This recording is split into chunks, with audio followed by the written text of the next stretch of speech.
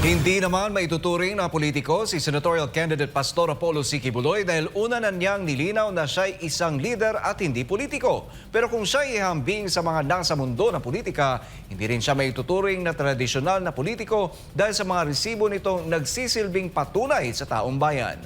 Si Franco Baranda para sa report.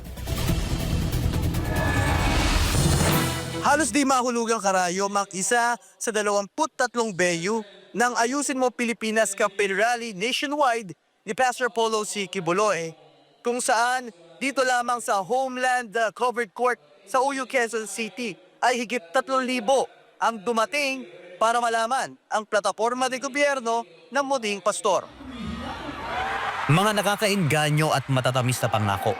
Ito ang palaging napapakinggan ng mga dumadalo sa mga isinasagawang pangangampanya ng isang politiko. Mga murahing bilihin, murang presyo ng bigas, libreng pabahay, pagpapagawa ng mga kalsada, pagkakaroon ng maraming trabaho at iba pa.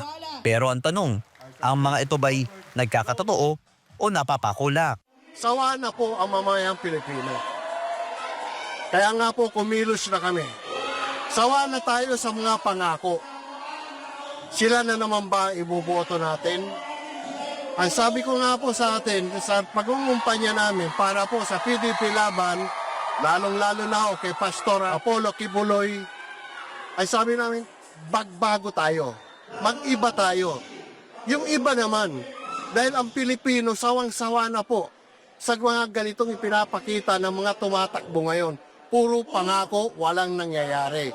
Sa conviction po, meron pong commitment o pangako. Iyan po ang ginagawa ng mga ating mga traditional politicians na puro pangako. Ang susunod po, dapat po sila ay mayroong accomplishment o achievement na nakikita natin sa hindi they walk the talk and they talk the walk. Kaya dapat po makita natin kung ano ang kanilang nagawa, ano ang kanilang pinagtagumpayan. At yun po ay makikita natin dito kay Pastor Apollo Quiboloy.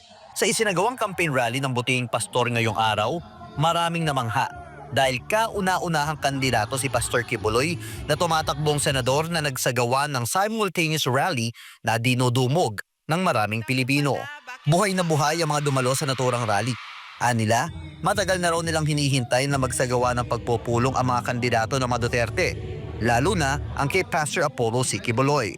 Nakita namin at napag-aralan namin ang kanyang mga advocacy ay nakalinya sa aming advocacy. At isa na nga po rito ay ang pagsugpo sa ipinagbabawal na gamot. Dati po akong pulis.